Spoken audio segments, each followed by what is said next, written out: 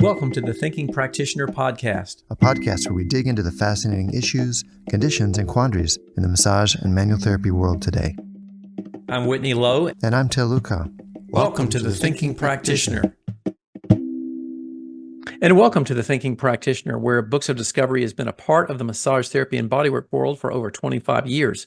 Nearly 3,000 schools around the globe teach with their textbooks, e-textbooks, and digital resources. Books of Discovery likes to say learning adventures start here, and they find that same spirit here on the Thinking Practitioner podcast.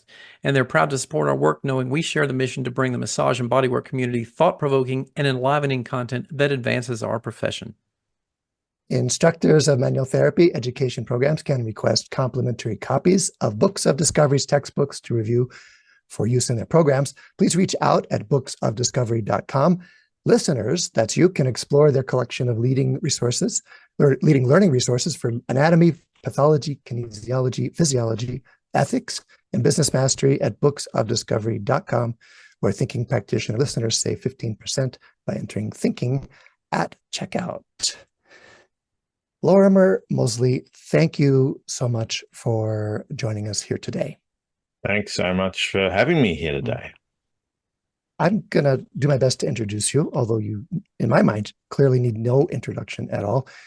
You are a Bradley Distinguished Professor at the University of South Australia. And I had to look up AO. This is your title. And you were, in 2020, made an Officer of the Order of Australia for distinguished service to medical research and science communication, to education, to the study of pain and its management, and to physiotherapy, to humanity at large.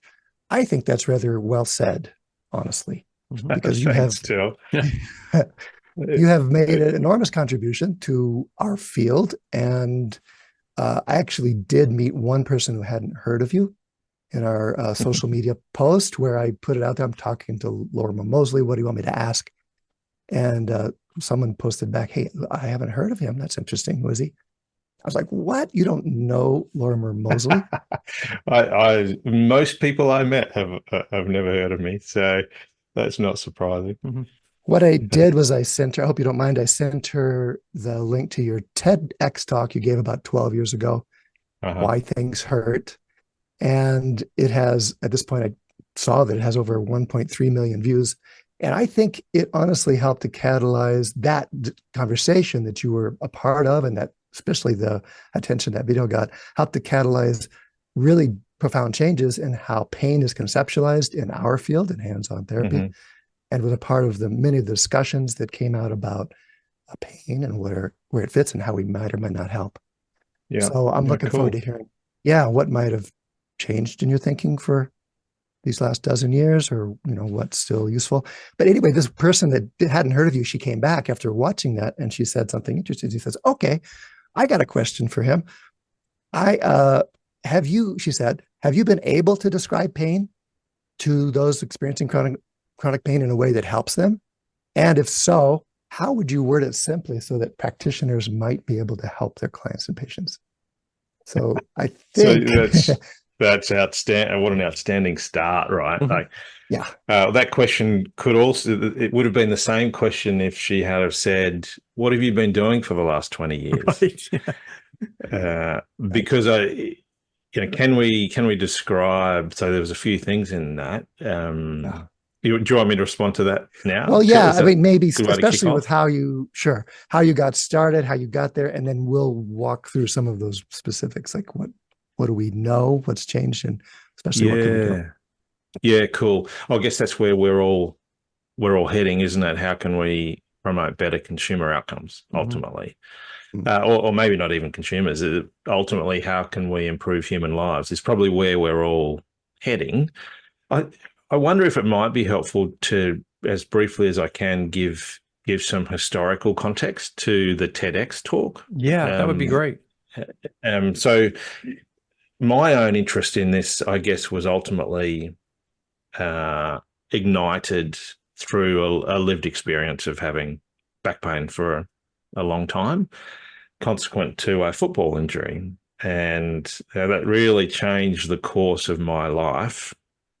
But it wasn't for 10 years until I really discovered research So, I'd been a physiotherapist for 8 years before I almost accidentally became a PhD student, and then discovered the synergy between that work, research, my own character, and things that fascinate me. I'm an explorer by nature, and I'm fascinated by humans. And when you combine those two things, into some sort of matchmaking device, I'm sure it would spit out, you should become a clinical neuroscientist, which is sort of what I became. But I guess the clinical experience. So I've got this, I had this lived experience of feeling, during my training as a physiotherapist, I was in a lot of bother with this back pain for years, and I would go to the biology and neuroscience and even biomechanics lectures and get so excited, like really unusually excited about how wonderful and complex and amazing we are, and animals in general are. I mean, I love David Attenborough. I'm one of those sort of guys, right? Yeah. And then I'd go into the clinical classes and be confused, because what I was learning in the more science-based classes is just full of hope, full of opportunity, full of the opportunity for personal innovation, which wasn't penetrating the clinical classes. And so even as I was training, I was thinking, this is a bit confusing. So what hope is there for people like me if we're not embracing and trying to work with all this magic that we've got inside ourselves, So that was an experience that I had sort of from that lived experience perspective. And then I became a physio, and my own journey was one of almost not applying the clinical stuff and just getting off on the science and personal experimentation, and slowly recovered. And as a clinical physiotherapist, the next important thing for me was discovering that people would come in for treatment, and I felt like I've got nothing for you. My clinical skills, I can't help you. And this is why, and I've always been a stickler for authenticity, telling the truth, right? And I would say, this is why I think I can't help you. And it would it would always be an account of my understanding of the science underpinning their experience. And what I started to notice clinically is that people would come back after a session where I just spent the time trying to help them understand how I understood the science of this. And they'd come back and they'd say, yeah, look, I'm definitely feeling a bit better. Can we just do more of the same? And I would say, but we didn't do anything. Yeah, no, how, and then it'd ask me something about what they'd learned. And how you were talking about that truck driver, the metaphors that I was using to explain things. And then, as someone who has, since my favorite teacher at school, when I got injured playing football, I was in hospital, and my favorite teacher at school brought me science books, Charles Darwin's Advice to Young Scientists, and Thomas Kuhn's Structure of Scientific Revolution. And I love science. I am a card-carrying believer that the scientific method is the best method. It's not the only method, it's the best method we have for knowledge progression. So here I was observing this thing in patients, loving science, and I thought, righto, let's see if this is real. Because this could just be my bias, right? I like to hear the things that I already believe in. So we did a couple of clinical trials of what happens when you intentionally explain to people in a way that you hope they understand, as well as you can, how pain works and how chronic pain works, and why the treatments and the approaches that might not seem immediately intuitive are actually the best ones. So we did a couple of clinical trials, and they showed important effects, and that was towards the beginning of my research life. And then I learned how to do research properly. blah, blah, blah. Fast forward to 2011 or 12 or whenever it was when I was riding my scooter to work in the middle of Movember, which is the moustache growing fundraiser, usually for Men's Health. Do you have that? Oh, We don't. We should. It's a play on November. It's Movember, and you grow a moustache, and you get sponsored to grow a moustache. And I thought, I'm going to grow a truck driver's moustache. So for you guys, it'd probably be a lorry driver, or is that what you call them? No, anyway, truck We driver. call them trucks. a big trucker. Yeah, The moustache style is called a trucker. It comes across the top of your lip and then down either side of your chin. Right.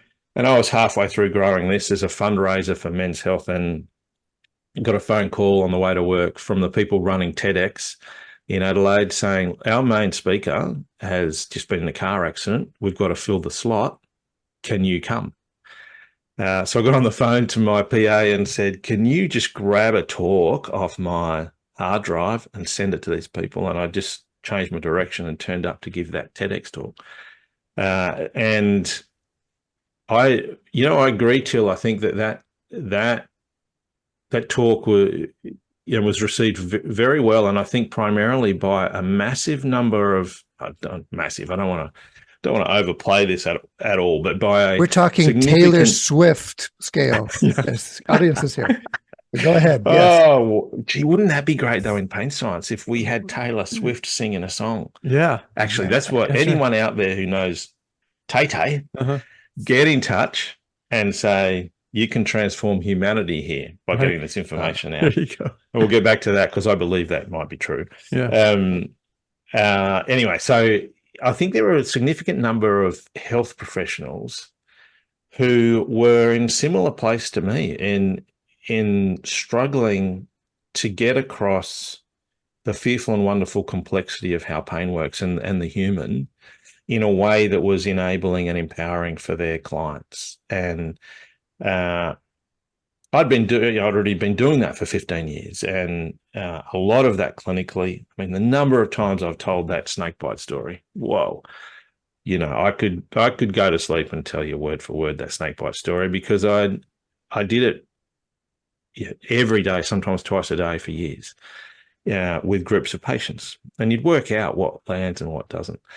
But then to fast forward, so to that ultimate question. So that's the background of the TEDx talk, which, I agree, it's had a lot of views, but it's, it's on loop in hospital waiting rooms and pain management programs. None of that's counted, but it is a really useful conversation starter. Mm-hmm. Yeah. But I think among the things that we've learnt since then, so it's a long time ago, one of them is that was a really naive position that I was in. I was in a really naive position with respect to learning educational strategies, conceptual change strategies, and some of what was in that TEDx talk was really the core. Yeah, it was really the core of that sort of explained pain stuff. And probably 8 years before that talk, David Butler and I had written Explain Pain, and I think that was a significant. Sorry, I've got my phone ringing there. That was a significant. Let me do not disturb myself. Explain Pain was quite a significant contribution as far as also opening up that conversation, but. We've realized since then in clinical trials and mainly in real world data from 1,500 people that that conventional way of explaining pain, that didactic, we did it in the clinical trials early on, and there are now 70 clinical trials that include that didactic pain education as part or entirety of the treatment. And they consistently show a small effect across the group. But our real world data show quite clearly that we are only getting conceptual change or getting some degree of understanding with that approach. We're only getting understanding in 50% of people. Mm-hmm. And this is with good educators really intensely doing it, using that approach that we pioneered 20 years ago, 25 years ago. So well, the real world data show that we're not very good at educating people about pain. Yeah. Me, the way that I was doing it and the way that it's done clinically as a real intentional thing, it's not very effective. But in the people, so that's the bad news. The good news, and this is what's motivated a real shift in our research in the last sort of 6 or 7 years. The good news is that when people understand, so when our education is good enough and they understand, the outcomes are way better than we ever thought they could be. Transformative outcomes. We've got data showing that in that 50% of people for whom education is effective, the majority are becoming close to pain-free a year later. And these are people with years of chronic pain. So this is that real-world data combined with all this clinical trial data, and now our group and others are really interrogating with patients and clinicians, what's the best bits? How do we get this across? All that. Yeah. I have way more oomph for the statement, we can prioritize giving people the resources to master their situation, and those resources are about understanding for enablement and empowerment, and I like to say for excitement, about the potential transformation of their pain system over time. Yeah. So anyway, so all that to say, we don't, education now looks very different from what it looked like when that TEDx talk was produced, in content and in delivery. Yeah. And you may have hit on this, but I did sort of pick up in one of your podcasts. And by the way, for those who aren't aware, you have a wonderful podcast out there, Lorimer Moseley podcast is its name, right? I think it's called Pain Matters. And thanks for the compliment, Whitney. I've listened to one and I cringed.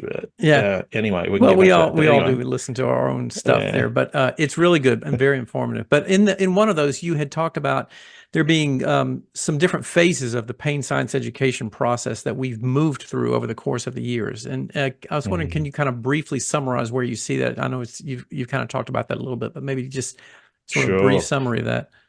Yeah, sure. I think it's really important, actually. So I would split patient or consumer or general public facing pain education into 3 phases now. One I would call ancient pain education, and that's what was around up until, we're still around in some places, but that was the only thing around until around the turn of the century, and that was covered broadly by concepts like back school, with a lot of stuff around anatomy, physiology, lifting, ergonomics, posture, all that sort of stuff. And then some pretty rudimentary advice on pacing, relaxation, things like that, right? With no attempt to give people an understanding of why these things might be important. Just this is what you should do advice, or this is how the intervertebral disc works. Unfortunately, even the content of that wasn't how the intervertebral disc works. No one thought to mention that it's not a disc, nor that it can ever possibly slip. But nonetheless, we could go on about that for years. So ancient pain education was really about structure and behavior. Then I would say along came what is widely known and now the dominant component of pain education, I think. We would call it pain neuroscience education. So that is the name that became popular for what we started with these clinical trials in the early 2000s that we called explain pain or therapeutic neuroscience education or something like that. I think our first paper is called Intensive Education on the Neurophysiology of Pain, that sort of stuff. Yeah. That's that didactic model that I would now call old school pain education. So we've got ancient, we've got old school, but all of the clinical trials, around pain neuroscience education are old school pain education. The meta-analyses clearly show that that's got small effect sizes, but they're significant, they're clinically important. So I would say old school pain education is, in quotation marks, good. Yeah. It's not very good or excellent, but it's better than useless. And then I would describe the new wave of pain education. And I'm part of an international collaboration called the PETAL collaboration. PETAL stands for Pain Education Team of Absolute Legends. And we, as a collective, we thought we need to differentiate the current education strategy, pain education strategy, from pain neuroscience education, because it's a different format. It's a modified content. It's a broader content because it's across the sciences, not just neuroscience. It's delivered differently. So we called that pain science education. And that phrase is already being adopted, but unfortunately it's being adopted to retrofit what is actually old school pain education. So I prefer this idea of ancient pain education. No one should be doing that. The evidence says this is worse than useless. Old school pain education, it's good, it's didactic, it's that classic pain neuroscience education. And then I would say pain education 2.0 or modern, but what we're calling it is pain science education, which is incorporating the stuff we're learning about the best content, the strategies by which to get it across, and the ways we can integrate it with other models of care. For example, bodywork. How do you integrate that? What are the principles of delivery? How do we evaluate? What are the easy wins? What are the mistakes that most people make that are probably making things harder? Does that work, Whitney? Yeah, Does that, absolutely. Yeah, cover it gives a good encapsulation of the different phases of where we're at there. And your final phrases there are the teaser.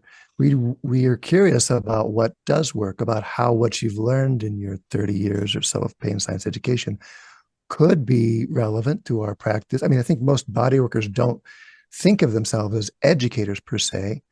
And I wonder if it would be useful to get a picture of some of the essential elements of what you consider education when you do that, so that we can look and see what can we learn from you in our field. Cool. Well, I guess my first response to that is, education is a pretty broad thing, and I think there would be some pretty compelling arguments that even without speaking, without any conversation, body workers are educating by virtue of the fact that they're delivering stimuli and within certain conjured contexts and frames of working and things like that. So they're changing the way the person in front of them, or from a scientist perspective, the way the organism stores data and uses that data for future decision making. So in some way, education is really broad. But if we do confine it to that more conventional idea of targeted learning objectives, I would say if there's a conversation happening anywhere during the interaction, or before the interaction, or after the interaction, it's an opportunity for education. So in answer to your question, Til, I think I would divide what we've learned over the last sort of 6 or 7 years primarily into what we've learned about content and what we've learned about delivery. And as far as content is concerned, we have done a lot of work mining the wisdom of people with chronic pain who have now recovered. So we've got data from hundreds of people who were in trouble for months and usually years with chronic pain, and they recovered. And we asked them, how'd you do it? What was important? What were the main things that you learnt that enabled you and empowered you to recover? And that's been an incredibly fruitful research line. When we're publishing that data, now we publish a lot of that data. And I can summarize all of that process, heaps of work over a decade, but the content that we're at that I would say is almost like the minimal education curriculum in a therapeutic encounter with someone with chronic pain. And I would probably go pain. Someone with pain, and it wouldn't be a big nudge to say any therapeutic encounter, full stop. So there are four, we've come up with four, what we call now, because consumers have told us to call it this, the essential pain facts. So there are four essential pain facts that I think every body worker should have in mind when they're having a conversation, when they're in a relationship with someone. And those essential pain facts are, number one, pain protects us and promotes healing. And that might not sound very striking, but I would encourage everyone to think carefully about how that aligns with their current understanding of pain. Because most people, when they think of pain, they would more readily say pain detects pathology or detects danger. But that's not how pain works. So, I could argue this in any context, that the evidence that pain detects damage is very, very poor. In fact, I would say it's absent. The evidence that pain occurs in order to prevent damage is very compelling. This is the radical central thought, I think, your TEDx talk or much of the debates that came out in that period of time were about, is, that decoupling pain from damage opens up all kinds of possibilities and raises all sorts of questions. Yeah, I agree. And it presents so many opportunities for intervention if we really embrace that.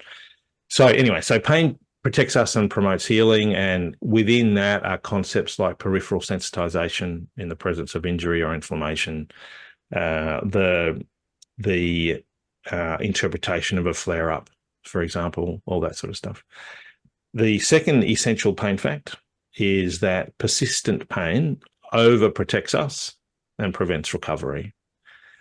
Tied up in that are a whole lot of principles like central sensitization, or what the peak body would now call nociplastic pain, stuff like that. The lived experience of anyone who's had pain on most days for more than a few months, like it or not, the system is winding up.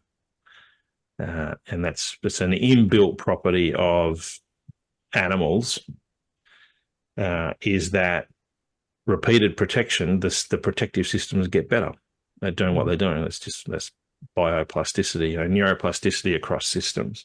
The third, I have the feeling you're saying something really important. I want to make sure I get my head around it. You're saying that ongoing pain is also protective, that it's the system winding up or in a way learning. Yeah, I think so. Did I get that right? Yeah. And I would say it, because of the way that neuroimmune networks, and I guess more specifically synapses work, neuron to neuron and neuron to immune cell synapses, the way that they work at a cellular level means that the more often we produce pain as an organism, the lower the threshold to produce it will become, because our system learns how to do it better. And so then we have a situation that clinically we call allodynia and hyperalgesia, but neurophysiologically we call it a reduction in postsynaptic membrane excitability. In clinical terms, in the consumer's words, we call it pain system hypersensitivity. So it's often talked about as the pain system going wrong, or somehow getting stuck in a state that it shouldn't, in quotes, be in. But you've reframed that. You're saying it's actually also learning and protecting. Absolutely, yeah. I'm emphatic on that. I think it's not going wrong. This is how it works, and it works like this in all of us. The speed with which it adapts will vary a lot between individuals because of lots of reasons. But I will often find myself saying to people challenged by chronic pain that this is a normal response to an abnormal set of circumstances. So it's not, in my view, it's not the pain system going wrong. And it would be a healthy debate that I would be engaged with other people I have a deep respect for, who would say it is the pain system going wrong. I don't conceptualize it like that. I feel like it's doing something pretty predictable based on biological principles. And in a way, it's a moot point because the outcome is not helpful. People are protected from doing things they actually need to do to fully recover because it hurts. And it makes a lot of sense to, if it hurts to bend over, don't bend over. That's why pain is so effective, because it stops you doing things that the system believes is dangerous. The problem is that the threshold for what is dangerous has reduced so much. And so that's how with all these sort of consumer-focused research, we capture that with persisting pain is overprotective and prevents recovery. The third essential pain fact is that many factors influence pain. It's a simple one. It will be very intuitive to anyone in doing body work, right? Because we know that, right? Like you can see how many factors in people's lives affect their pain, their fatigue, their activation of muscles, what we might feel as tightness or stiffness, or what they might experience as stiffness or tightness. Many factors influence that. So that's a pretty easy one for a lot of health professionals who work with people with chronic pain to get their head around. And the fourth essential pain fact comes off the third one, and starts with, therefore, there are many ways to reduce pain and to slowly, and there's two ways we could say this, and to slowly recover, or to slowly retrain the pain system back to normal protective settings. And they're the four essential pain facts. That doesn't mean that that's all we want to get across, but I think anyone working in a relationship with someone challenged by or at risk of chronic pain should be aware of the essential pain facts and how they can communicate those essential pain facts within the context of that relationship. Until you said the teaser, how do we integrate that? I think we can integrate it in many ways, from having ready a whole lot of resources that we can refer our patients to, not just the TEDx talk, but we're one group who's developing those resources that are freely available online as a rule, or in book form that people usually have to buy, or there are apps that are doing stuff now, although the best evidence on apps is that retention is on average about 4 days or something. But so one is having the resources. So you're myotherapist, end of the session. That was interesting how after I did this, whatever it was that I did, you were able to move more freely. The most obvious explanation for that is that we've adjusted, we've had some effect on your nervous system or your immune system, and just wait for the response. Because what you'll probably see is something, a bit like, I don't know if people will be seeing this, but you could quote like subtitles on the television, Lorimer adopts a confused face, and then there's the opportunity. Oh yeah, it's surprising, isn't it? But when I do that, a whole lot of messages enter your nervous system, and now your brain has changed the way it's turning on muscles.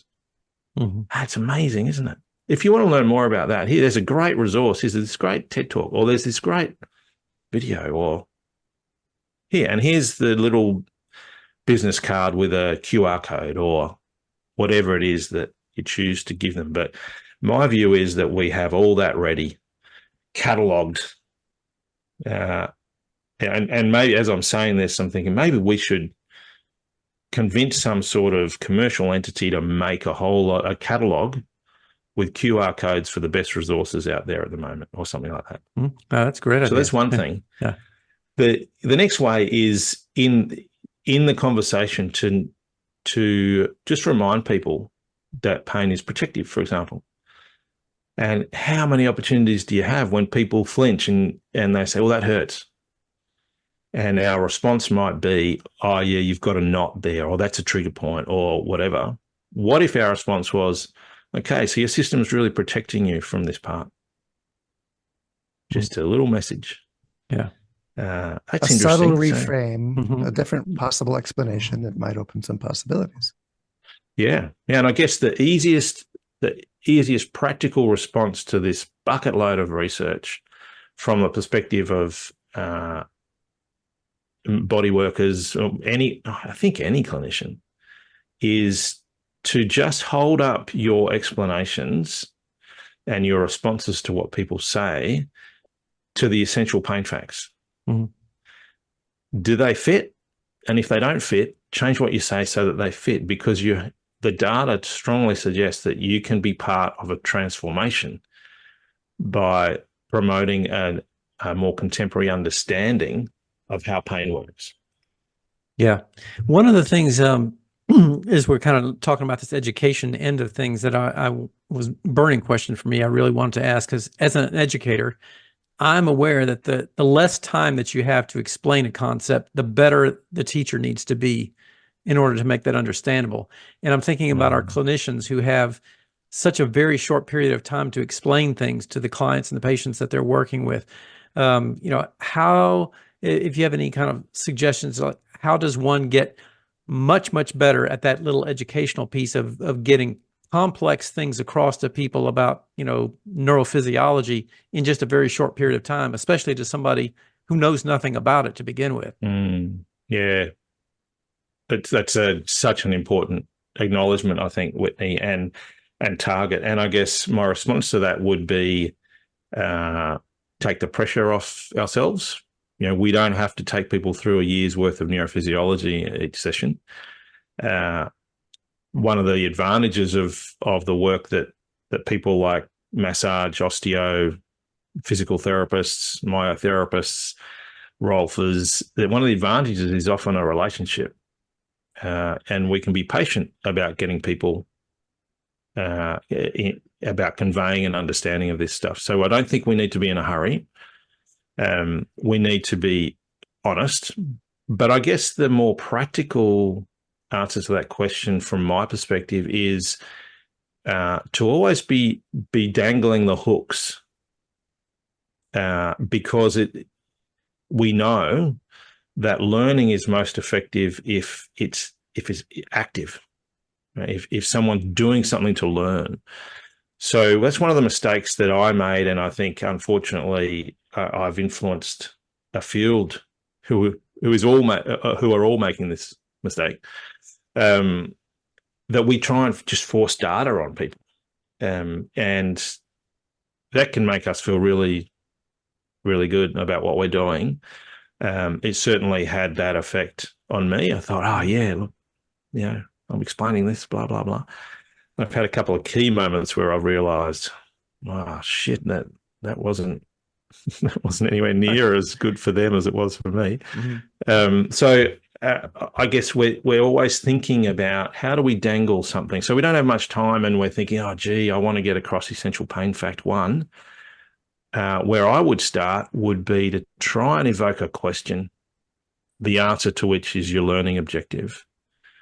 And that can be hard, but you get better at it with practice.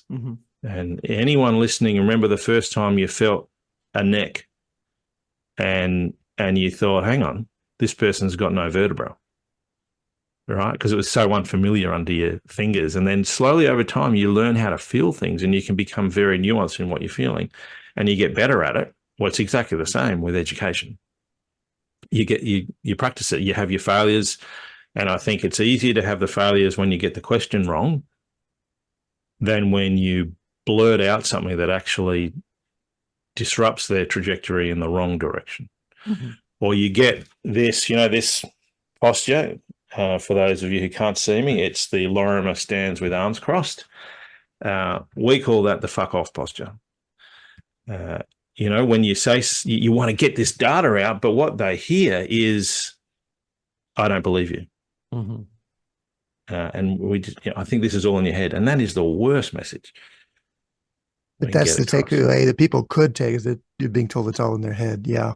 And there's this persistent narrative that I hear in conversations with body workers or with educators that pain science is difficult, or pain science is complicated, or that we need a lot of time to get it across, or that people don't understand the data, and I question all those myself, because I think you've given us some essential, you said pain facts or essential concepts that simply open up possibilities for people, that begin to open up some other ideas and other avenues. Yeah, but I'd love to respond to that, Till, because I think it is really well evidenced that pain science is difficult. In our clinical trials, when we do treatments, we look at mediation analyses. So mediation analyses are using assessments to work out why there was a reduction in pain or a reduction in disability, and to look at when things happen. And our mediation analyses, not just our own group, but anyone doing high quality clinical trials in this area, when they look at the question, how does it work? The answer is consistently, it works through learning about pain, reconceptualizing your understanding of pain. So we one source of data, that empirical data, is saying education is key to the best treatments we have. We also ask patients who are involved in these trials and the health professionals who are delivering treatments about their experiences of this. And standout, most difficult thing for the health professionals, pain education. Most difficult thing for the patients, pain education. So what you've observed there, Till, and you have these conversations, I guess I want to reassure anyone who's thought those things to say, yeah, you're in the majority in thinking those things. It is difficult. And even though we have managed to funnel this stuff down to, okay, here are 4 essential pain facts, plain language, it's still difficult. And I think our ability to convey the understanding of these things to people with whom we're in relationships will be better the more we understand it ourselves. So I guess my challenge, and I would go so far as to say, I believe in the face of the evidence, the responsibility that all these people you're having these conversations with now have is to understand as much as you can. I know it's hard, but that's your job. That's my feeling about it. Learn about it, understand, but don't feel like you're the only one who's finding it difficult. Don't feel like you're the only one who sees conflict between something you learn and something you thought was true beforehand. Don't feel like you're alone in really wrestling with some of the implications of this for you as a body worker or as a person. But at the same time, I would say celebrate that internal conflict and that dissonance, because that is learning. That what's happening inside you is a change in how your brain is processing information towards what the scientific method tells us is most likely true at the moment. And they'll keep moving because that's science. But in a way, I mean, one of my responses to those conversations, I always have 2 responses. I'm so empathic. I think, yeah, this is hard. This is a nuisance. People are so much more complex than we'd like them to be. Wouldn't it be great if this person was actually just a trigger point? Wouldn't that be great? I could just fix them. But they're not. Humans are complex. We're in complex relationships. They have complex contexts. But I guess the other hat that I wear is, but you're in the bed. You've made this bed. You got to do this because that's your job. You have a responsibility to people to be good at it. Yeah. I'm thinking your pragmatism here, your realistic description of the difficulties there must have a parallel to how we talk with patients and clients too about pain. Absolutely, yeah. Can you say something about the role of optimism or encouragement? Like, where is that helpful? Where that might not be helpful? Those kinds of things. Yeah, I think one thing that we're gaining a deeper and deeper respect for is the critical role of validation within an educational context. And whenever I've been maybe doing a course or or talking to students, people say, so what's this? There's one thing I have to do differently, or one thing I have to make sure I do. What is it? And for me, it's never about pain science education. It's always about, you got to respect the person in front of you. And I think you have to do your best to metaphorically sit on that bench of whatever shit they're in alongside them and understand what it's feeling like and what it looks like here. Because I think with respect and empathy and kindness, we can then, if that's the platform, I think we can build on challenging conversations and, I guess, calling people on things and presenting potentially confronting scientifically based evidence. But how do we capture that as a way to operationalize or make it happen? I think validation, being great at validation, is important. And in one of the people in our research group, Sarah Warwork, is working with Mel Knoll from Canada on validation, particularly around children. But in the therapeutic encounter, we tend to validate not the feeling, but the possible explanation for the feeling. And people are very good at validating. Health professionals are very good at validating. But what we find is that, someone says, I got the worst back pain ever after I picked up that box. And they'll say, that was a heavy box. Or, the scans, it's horrible, isn't it? But that's not what someone's experiencing, right? Mm. What I think to validate their experience is, it looks like you're in brutal pain. That must be horrible. You validate the experience. Validating the experience as opposed to the explanation or the mechanism, particularly when the explanation's probably wrong, right? How many times do we hear about surgeons who say, well, it was the messiest knee I've ever seen. No wonder you were in a lot of pain. The first bit promotes catastrophization and, the savior complex for the surgeon.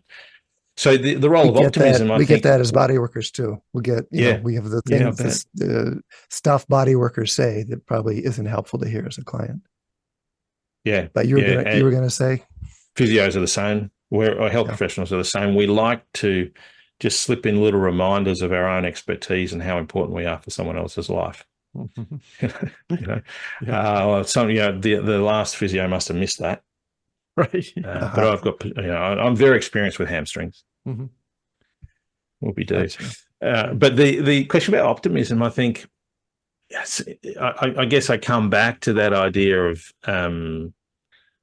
of respect, empathy, and kindness, because optimism is great, but if we're not reading the room, it can be very invalidating. Mm-hmm. Because it can come across as, don't be worried. I am worried. But think on the positive. You're not in Syria. That's not a very validating thing, but it's optimistic. I think that it's challenging for us to find the balance, and I am not the truth sheriff on this stuff. I fully respect the challenge of getting it right, but almost everyone listening will have decades left to get it right. Just keep getting better. That's what I would say. That's great. Well, I want to respect your time, and I really appreciate what you shared with us. Thoughts you'd like to end us on? I think that the underlying science of how the human works presents to us a massive breadth and depth of opportunity to improve someone else's life. But I think we have a responsibility both to understand it as well as we can. And the data say when we do that, the clinical outcomes of our patients will be better, but also to be very self-reflective in the moment, to do all the stuff we're wanting our patients to do, to hold up our experiences against the best available evidence, to be courageous, to almost chase failure in order to improve, all that sort of stuff.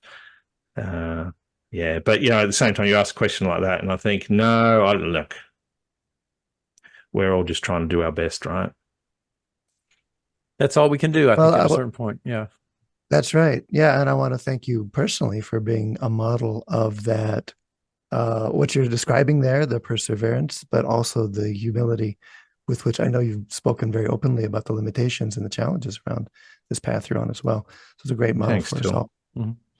You're coming to North America this year. How can people find out more about that or about your work? Well, I'm coming to North America. I'm so excited. I haven't been to North America for 5 years. And the change in the stuff I've learned in the last sort of 5 years is really exciting to me, and I think it presents exciting new opportunities. So I'll be running 3 2-day courses in North America, all about how to put pain science into practice. All health professionals. We often get a few consumers, but we're really targeting health professionals. Your guys would be perfect. The way to find out about it is to go to noigroup.com and look under courses. They're Put this going in to the be show notes, hosting. noigroup.com. Yeah. Check it out for the schedule, the way to take part in that, whether you're in North America or beyond. I know there's lots of other resources there as well. Yeah. And the other website is painrevolution.org. So it's a charity that I started in 2018. Resources, but always changing, always trying to provide better stuff. Fact sheets in lots of languages. Check it out there. If a language that you want it in is not there, then get in touch and help us translate it. That sort of stuff. North America is Vancouver, San Fran, and New York City. That's where you're stopping off. Okay. So great to chat with you guys. Congratulations on what you do, and it's tops. I've really enjoyed it. Yeah. Well, thank you so much for everything that you've contributed and wonderful contributions to all of these fields of pain management, and especially for us in the manual therapy world. We certainly take great inspiration from everything that you've done. So thanks so much for sharing that with us. Thanks, Whitney. No, I appreciate it. Fantastic. Yeah. We'll do our sponsor rollout and then close up for the day. The Thinking Practitioner podcast is supported by ABMP, Associated Bodywork and Massage Professionals. ABMP membership gives professional practitioners like you a package including individual liability insurance, free continuing education and quick reference apps, online scheduling and payments with Pocket Suite, and much more. And ABMP's CE courses, podcast, and Massage and Bodywork magazine always feature expert voices and new perspectives in the profession, including from Til and myself. Thinking Practitioner listeners can save on joining ABMP at abmp.com/thinking. So thank you to all of our listeners, and also to Lorimer as our guest today. You can stop by our sites for the video, show notes, and any extras. You can find that on my site at the academyofclinicalmassage.com. And Til, where can they find that with you? My site, advanced-trainings.com. And if you've got comments or questions or things you'd like to hear us talk about, you can record a short voice memo on your phone and email it to us at info@thethinkingpractitioner.com, or look for us on social media. I'm at Whitney Lowe under my name there. Until people, where can they can find you? Under my name, Til Luca. Please rate us on Apple Podcasts, as it really does help other people find the show. And you can also hear us on Spotify, Stitcher, Podbean, or wherever else you listen. Please do share the word, tell a friend. Thanks again, Lorimer and Whitney. Such a great conversation with you today. Sounds good. We'll see you in the next one. See you later. Okay.